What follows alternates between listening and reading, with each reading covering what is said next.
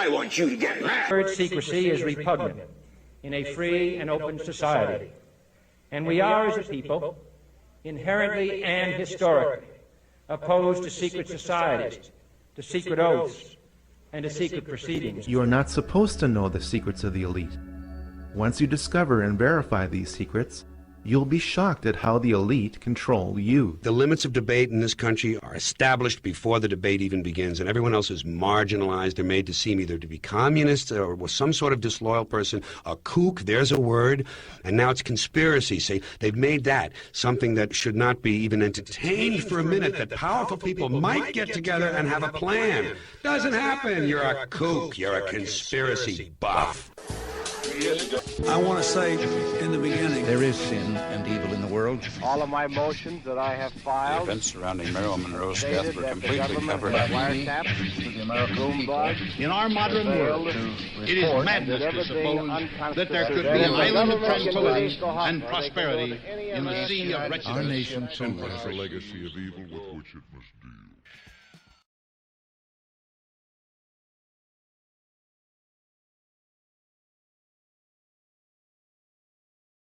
The latest intel.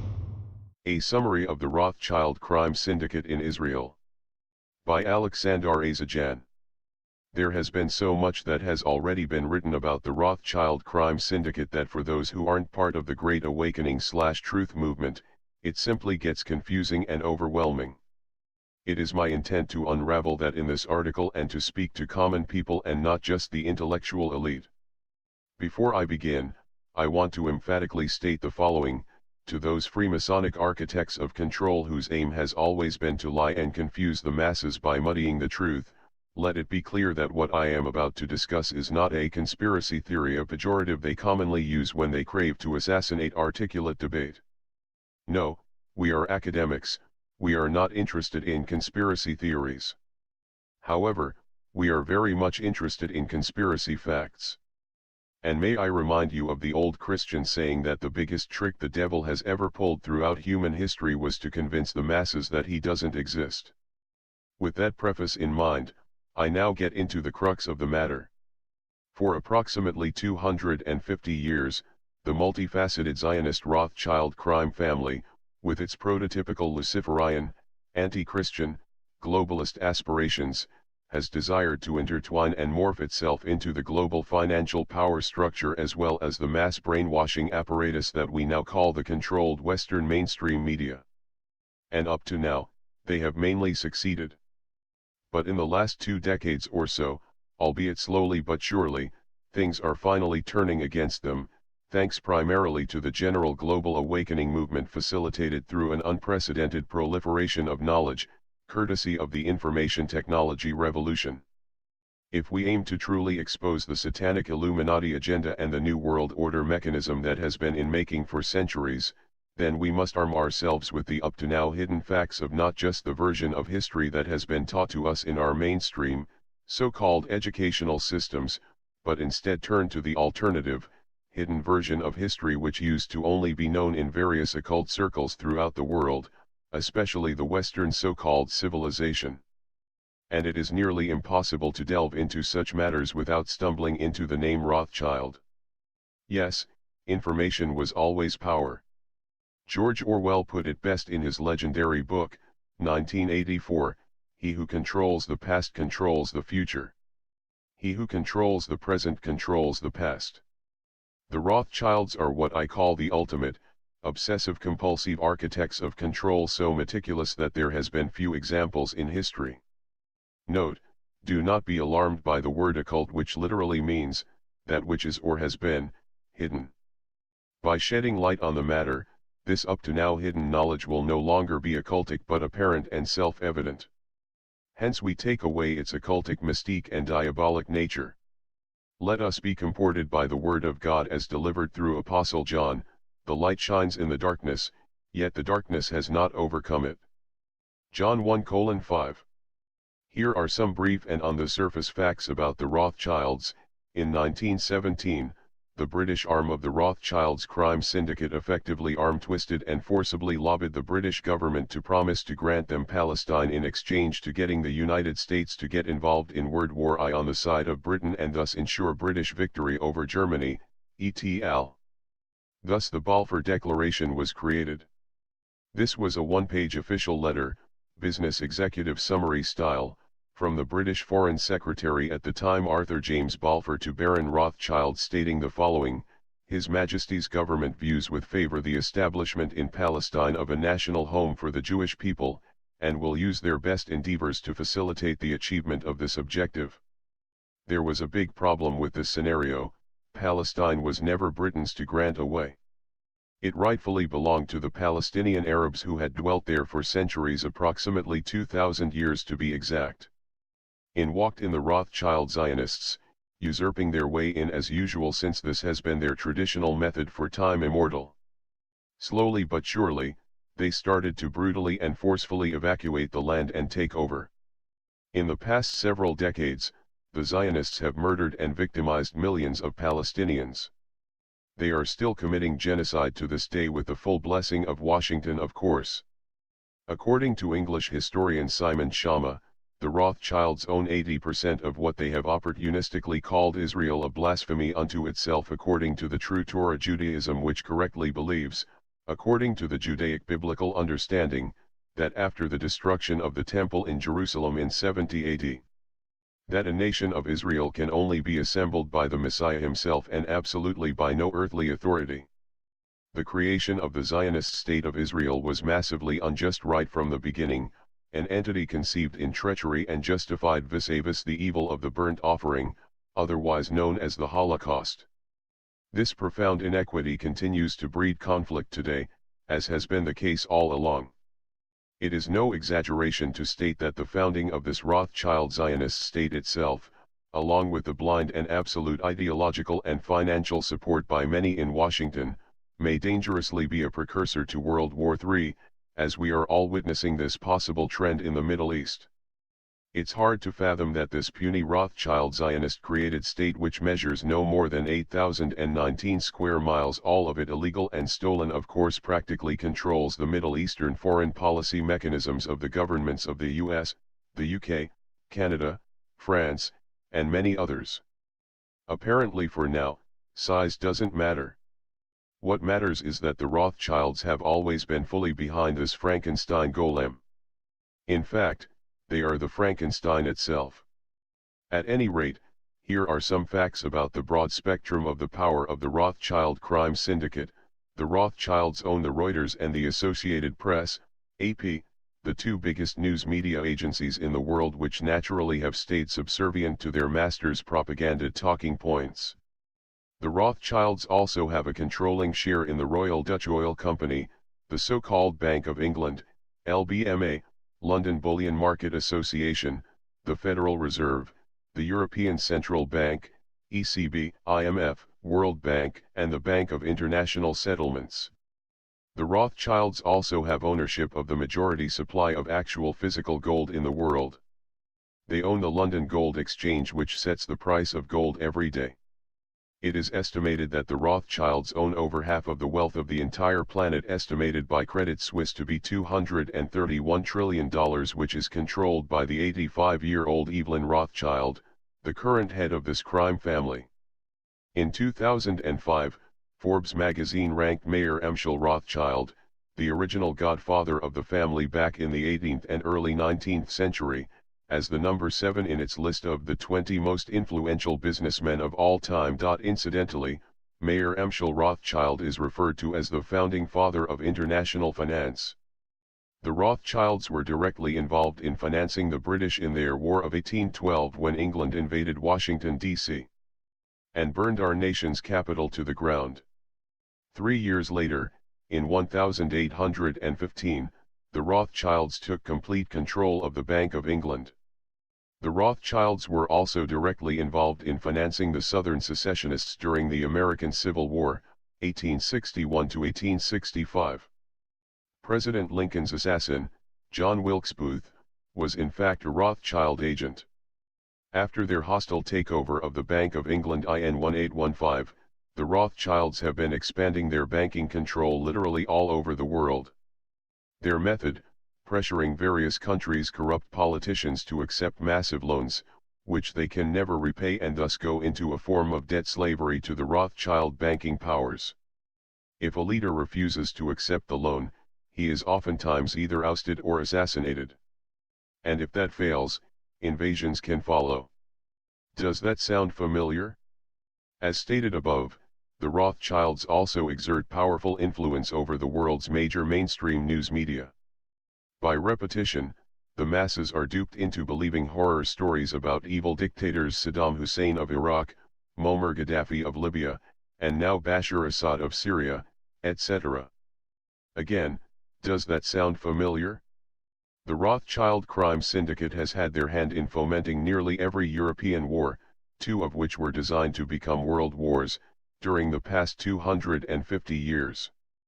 They also install presidents and prime ministers, install and dethrone kings, with Freemasonic puppet replacements, bankrupt nations through wars and rumors of wars, along with economic tools, their favorite modus operandi, such as interest rate manipulations, contrived economic bubbles followed by financial collapses, recessions, and economic depressions, in addition to currency exchange manipulations, and the list goes on and on.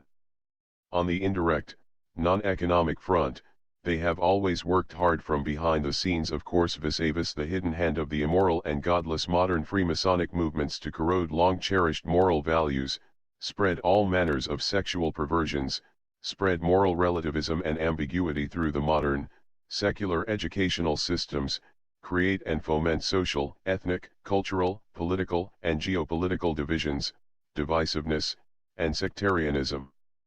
From the start, they aimed to destroy Western Christianity, Catholic and Protestant alike, which unfortunately to some extent they have succeeded. But we must be grateful for the resurgence and revival of Eastern Orthodox Christianity as a viable moral, ethical, and political force to be reckoned with, especially among the youth of Russia and Eastern Europe.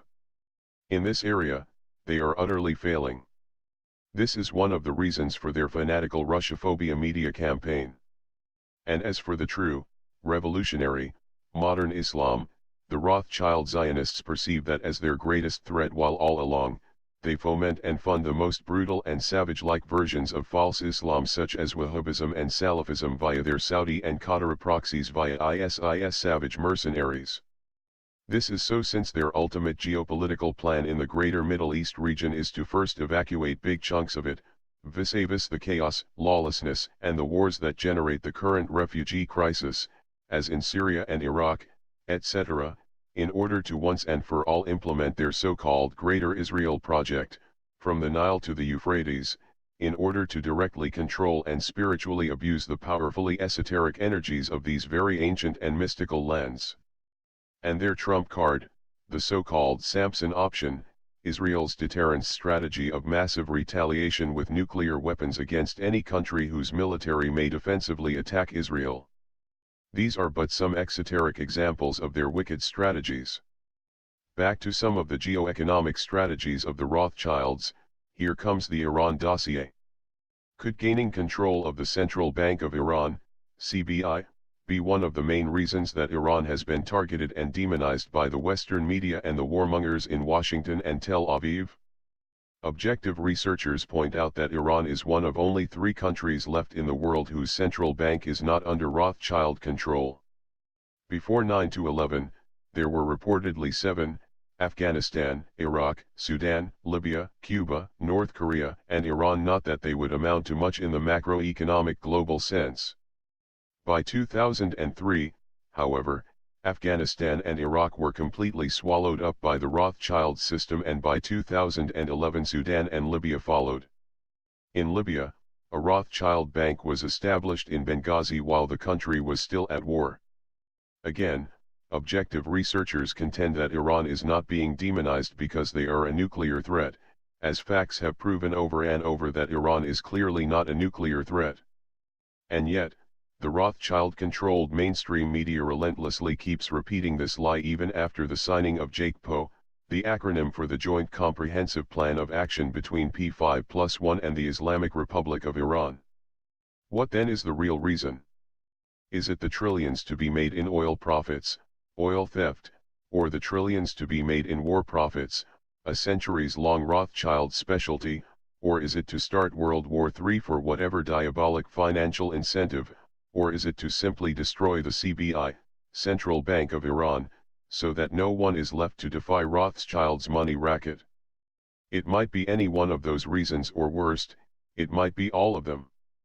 To sum up, what used to be pejoratively referred to as a conspiracy theory is now being discussed openly among credible academics, cutting-edge independent think tanks, and ultimately the governments of the nations of the world. Lastly, an old John Maynard Keynes and E. F. Schumacher concept for a global currency called the Bancor may still be a global currency idea, and along with it the controversial global central bank. The criminal godfather, Mayer Amschel Rothschild, famously said, "Give me control of a nation's money and I care not who makes her laws."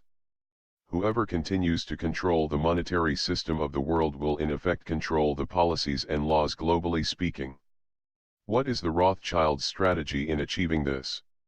One of the preliminary measures of incorporating a global currency seems to be the destruction of all currencies around the globe in order to justify its inception. As stated, calls for a global currency began to come about after World War II, when John Maynard Keynes and the British government proposed the Bancor as a world reserve currency. The current ongoing economic crisis, especially ever since the Great Recession of 2008, has set the stage for the demise of the dollar as the current world reserve currency in order to possibly make way for this proposed Bancor or whatever other name they come up with to make their propaganda more marketable. One thing is for certain, Washington and the Fed are in on the plan, as the Fed continues to devalue the dollar through quantitative easing, better put, printing more and more paper money. Washington continues to grow by spending more and more only to exacerbate the problem. Perhaps, this is all part of the Rothschild plan to destroy the dollar once and for all. Timothy Geithner, former president of the New York branch of Fed as well as Barack Obama's Secretary of Treasury from 2008 to 2012, openly endorsed the one world currency.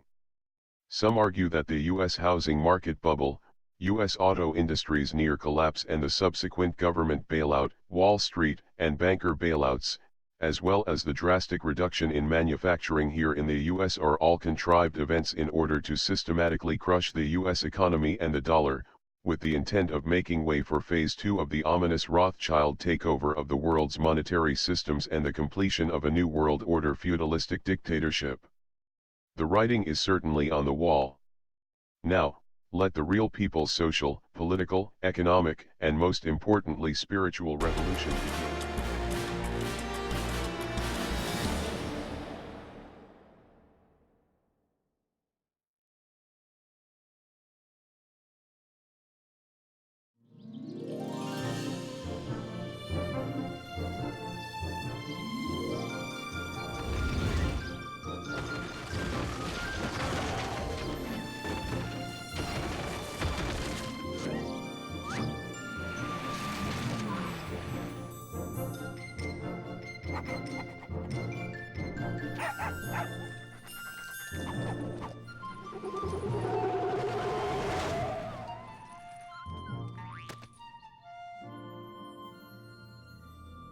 The American dream. There's a reason they call it a dream. Who's there? Cock-a-doodle-doo, pal.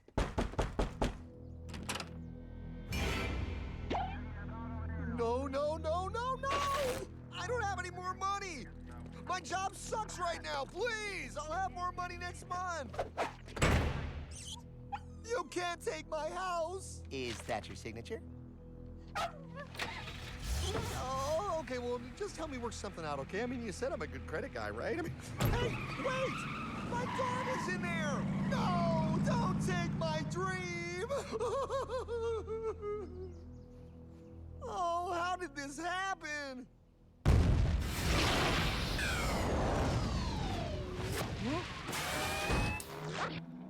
Hardman? Is that you? It's been a long time since the 4th grade.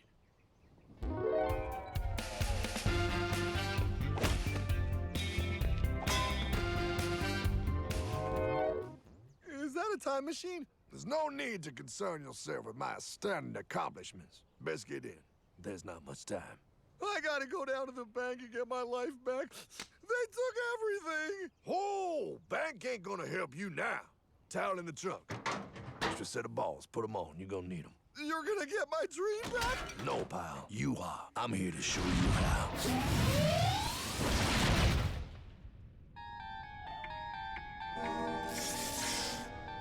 Submitted for your approval. 1. First National Bank. What is a bank, you ask? A curious place where both space, time, and irony exist. And yet, don't. You gonna be doing that the whole time? Pay attention, pile. Exhibit A. Those who have come to deposit and safely store their earned monies. Exhibit B. Those who need to borrow said money for purposes unknown. Hey! That's me! Ergo. Exhibit C. The bank only has so much money in the vault to lend out to people such as you. Hey, that's the guy! He took my house! Really screwing my vibe here, pal. Space-time continuum. He can't hear you. Just let me narrate. Now, where was I? So you see, by the time he got to you, pile, his bank was out of money. But he gave me lots of money and charged me a lot of interest. Yes, that's the only way banks make money, by making debt loans. Debt equals money, pile. Remember that. Debt equals money. The more loans they make, the more money they make. But if they don't have any money, then where did my money come from? You're gonna want to take a step back, pile. Whoa! No way! Yes way. And that's nothing. Hey, buddy, need some money? They didn't do that. Oh, they did exactly that, pile. Remember, banks make money by making loans, by selling debt, even to bad credit risks. Yo, have some money, dude. Just sign here. Oh my gosh! They called it free money. Yeah, that's exactly what my loan guy told me. Free money. But it ain't free. The worst part was offering money to people who don't even need it. People, pal, like you. You're right. I didn't need him. I was happy here. I didn't need it.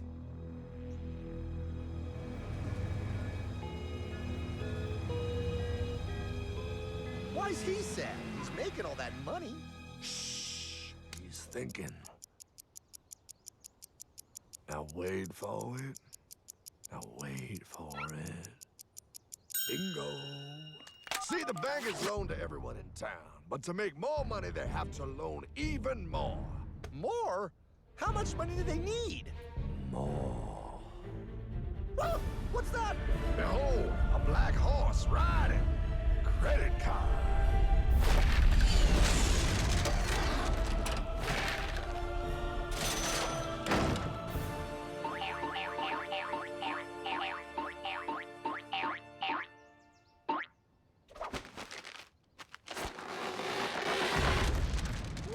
Look, I mean, it's gonna be okay. Everything's gonna be okay. What now? Now, with pie with all this money, we might as well party.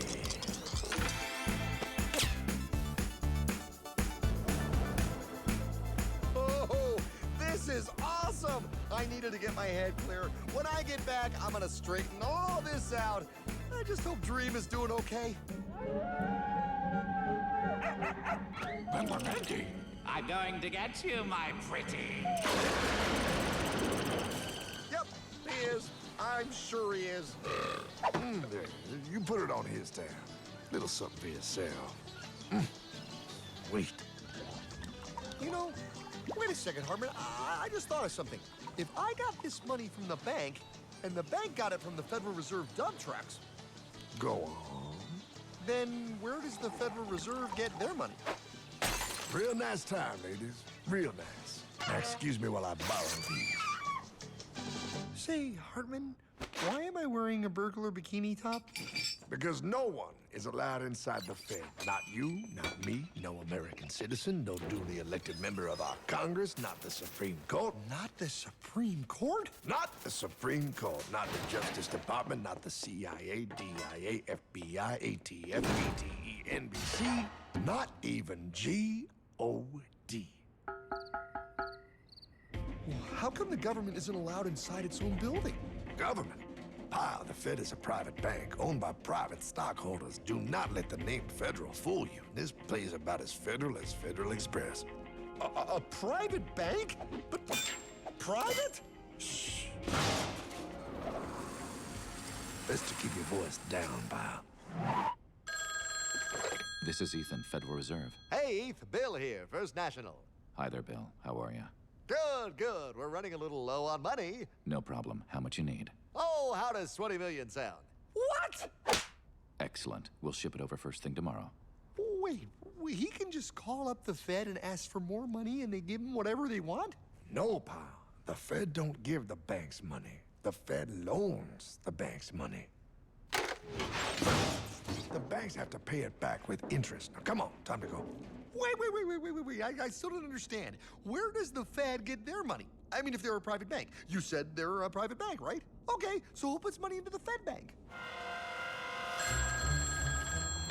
This is Mel, United States Mint. Hi, Mel. First National needs another 20 millis. We're already running the presses full steam here, Ethan. Gotta keep making loans. Gotta keep the money flowing. All right, you're the Fed. Whatever you guys say. 20 million more by morning. But I don't get it. What's so wrong about the Fed printing money? Because it's unconstitutional, Pyle.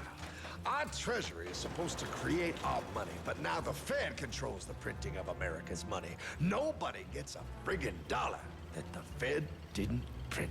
So?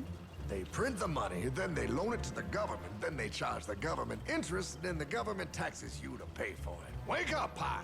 God, I don't see what the big deal is. You know, you're right, Pyle. Wait a minute. Wait, I am? Yeah. I forget how effective they are at keeping you ignorant. Well, that's okay. Hey, I'm not ignorant. Do you even know what money is, Pyle?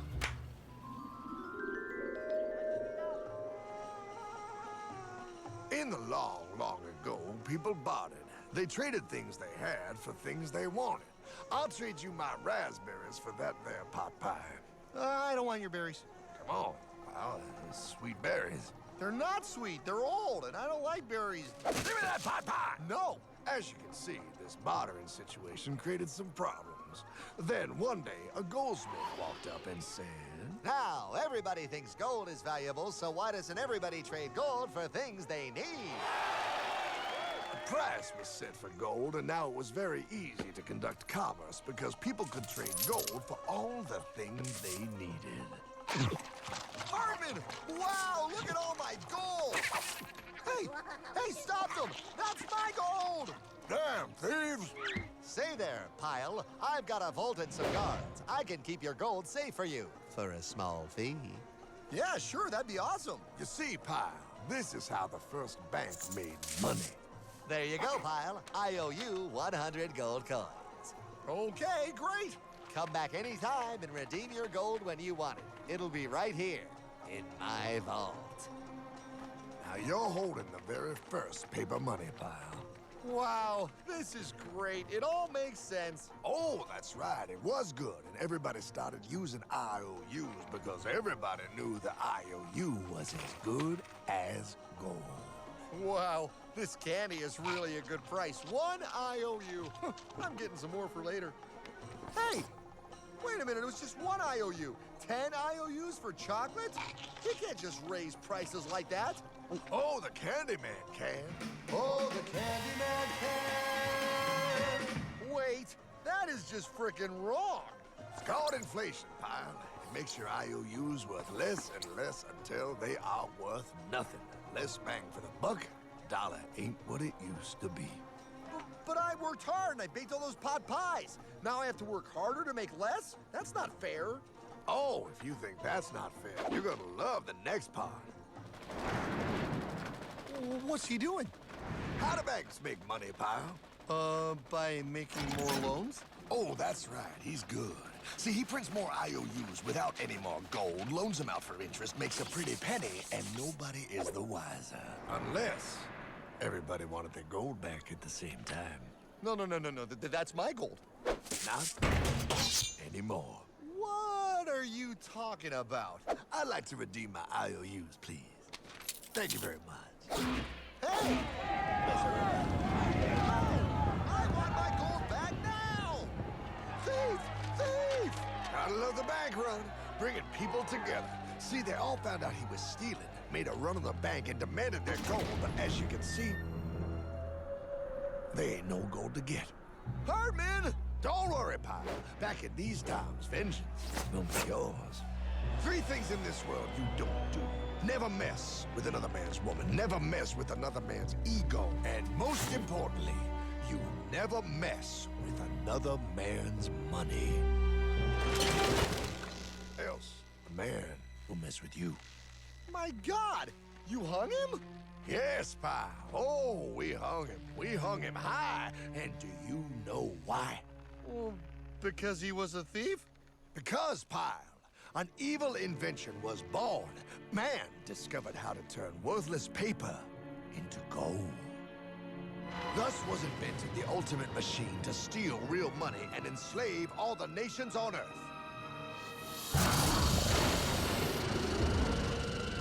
It's alive!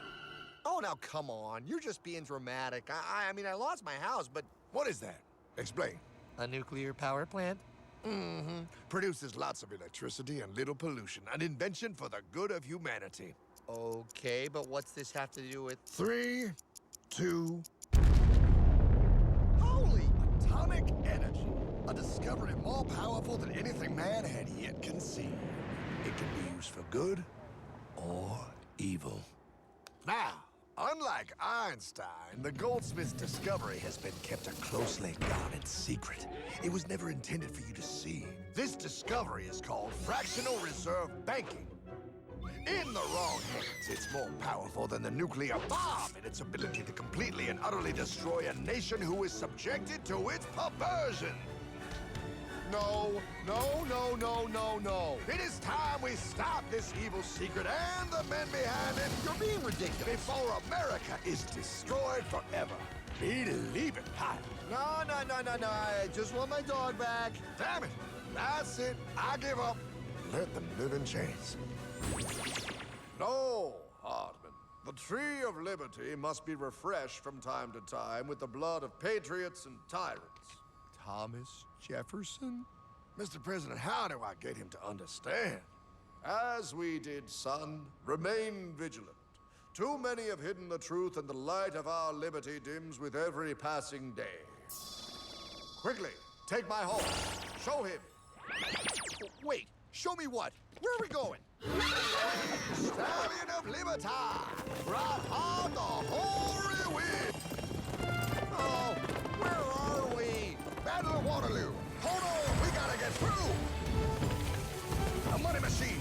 There it is! Hey, is that the same people? Rich banker men from Germany flying under the banner of the Red Shield. They finance both sides of the war. We must hurry!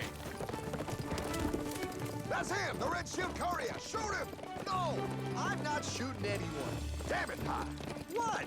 He beat everyone back with the news of the war and told England that Napoleon won.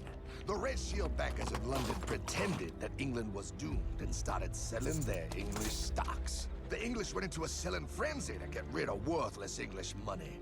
But the English won, right? Of course they won. But it was a trick by Red Shield. They waited until the stocks plummeted to pennies and then bought England back for nearly nothing. What? They did that?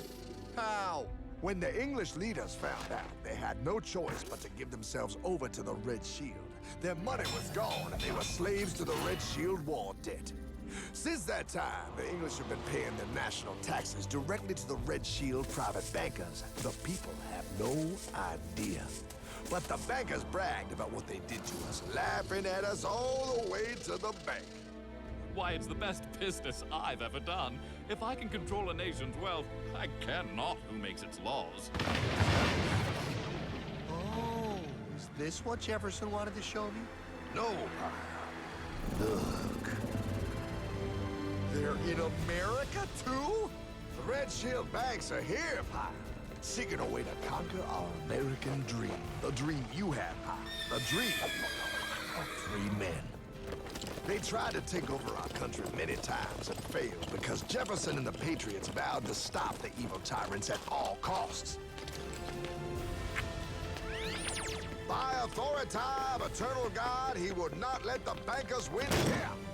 To preserve our independence, we must not let our rulers load us with perpetual debt. We must make our choice between economy and liberty or profusion and servitude. Wow. I place economy among the first and most important of Republican virtues, and public debt is the greatest of the dangers to be feared. It is incumbent on every generation to pay its own debts as it goes. We must have a central bank to secure this country's finances. If the American people ever allow private banks to control the issue of their money, first by inflation and then by deflation, the banks and corporations that will grow up around them will deprive the people of their property until their children will wake up homeless on the very continent their fathers conquered. Jefferson, you're mad. This country will have a central bank. Who's that? America's first Secretary of Treasury. Alexander Hamilton? Not for long. Aaron Burr, Thomas Jefferson's vice president. They didn't take too kindly to our first Sec Treasury. Sweet shot, Burr. The first attempt at a central bank only lasted 20 years and we shut it down. But the bankers tried again against Old Hickory President Andrew Jackson. You are a den of vipers and thieves. I intend to rout you out, and by the eternal God, I will rout you out. After surviving an assassination attempt, Jackson finally defeated the bank in 1836. When asked what was the greatest accomplishment in his life, Old Hickory replied, I killed the bank. And those were his last words. I killed the bank. And with real money backed with real gold, our country experienced the greatest boom in any nation's history. Oh, it was beautiful, pal. But the bankers, greedy for more power and wealth, were concocting their most ambitious plan yet to once and for all take control of the finances of the United States. In 1910, a secret meeting was held at the J.P. Morgan estate on Jekyll Island off the coast of Georgia. This meeting was so secretive, so concealed from government and public knowledge that the 10 attendees used code names. I am clearly the richest man, so I should be the one to run the super-secret central bank. I own all the oil in America. I'm clearly richer than you will ever be, hula girl. I should run the super-secret central bank. You're nothing compared to me, lube job. I shall run the secret bank. Silence! Supreme Master Leader, I didn't know you were gonna be here. I'm not.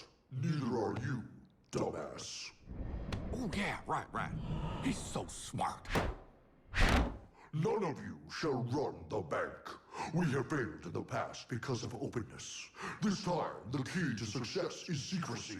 The people must believe that they run the bank. Yes, brilliant! A sneak attack. What's the plan? We first create panic, then we show them the solution. With our man in office and well-planned timing, we will have our central bank. And so the people think it is theirs. We shall christen it Federal. The Federal Reserve.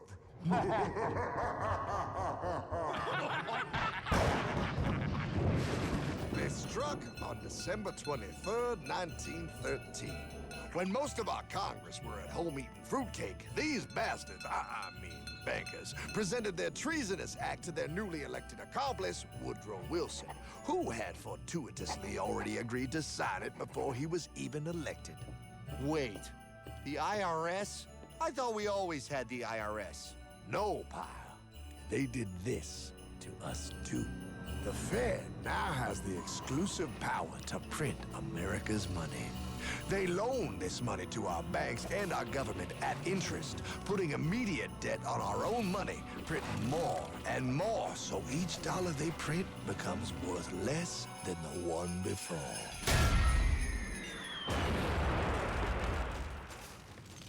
Merry Christmas. What in the hell is that?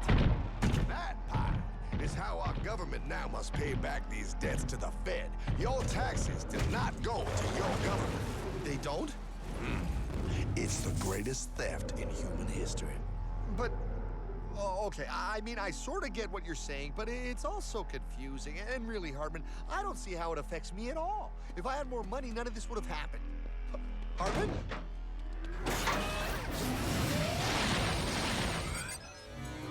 1955? Wow, what are we doing here? Oh, a little bit of shopping. Here, hold this. Gallon of gas, 23 cents. Postage stamp, 3 cents. Ounce of gold, $35. Hot baby, priceless. Best be getting back. Hey, Hartman, I need my car, man. Oh, was that Michael J? Yeah, he'll be fine. Now, pal, would you agree that you have the same exact things you had in 1955? Yeah, 1 stamp, 1 gallon of gas, 1 ounce of gold, and 1 home. Wow, we just made a lot of money. Hey! Gotta pay your taxes. Bet it's nice to have made all that money. Wait, that isn't fair. Now I actually have less money. I can't even go buy the things I just sold. The IRS and the Fed's inflation work together, pal. They aren't just taxing gain, they are taxing their inflation. You are no richer than you were in 1955. Now, does that sound fair or American to you? Yeah, but I mean, who doesn't hate taxes? I hate the IRS anyway. Pal, the higher they make the inflation, the more your money they take. It's thievery. You're not paying taxes on any more. You are paying taxes on the same, and now you have less. They take our property away right in front of our eyes, just like Thomas Jefferson said they would. What's that? Oh, they found us. Quick, a sword. What sword? We don't need your banking machine. I'll condemn you to die, damn it. Die! Pile, the Yankee bogey on my 9. Take him at his knees.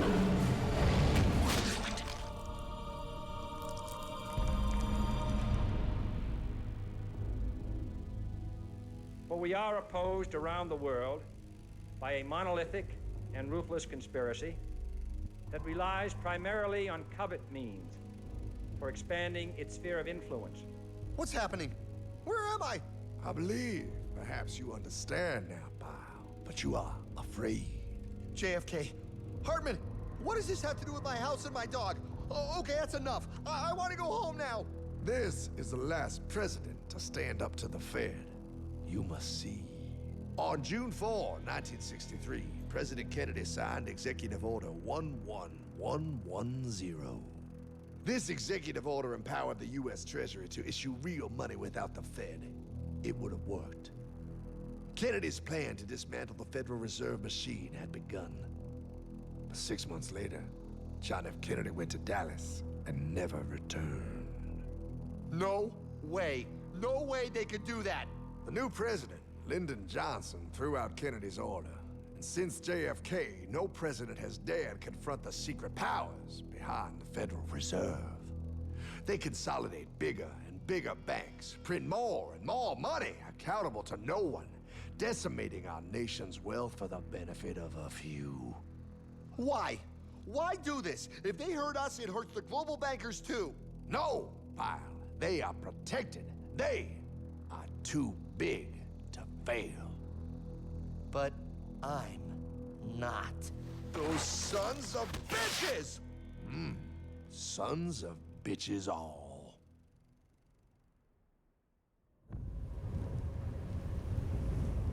The day was cold. The wind sharp and strong. But we were determined. The bankers and their parasites had us vastly outnumbered, but their hubris made them weak. Not like us. Not like this band of immortals we have assembled. We have come to take back our... Hardman? Is that... my dog? Oh, shit.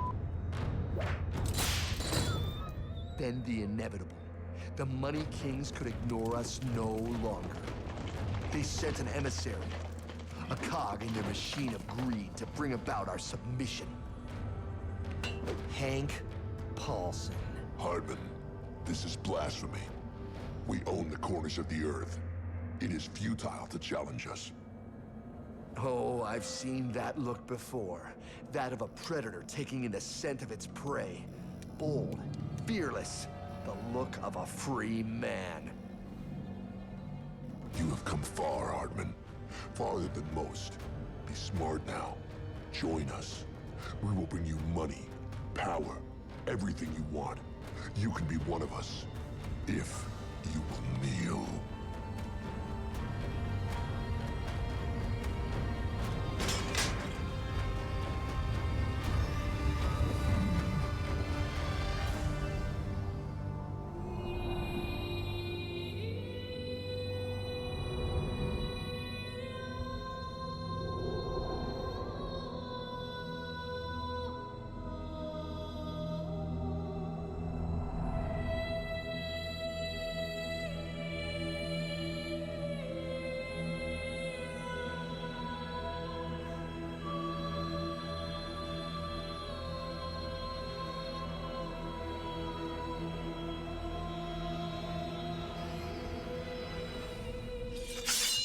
Madman.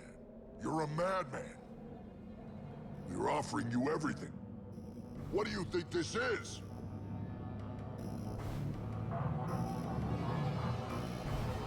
This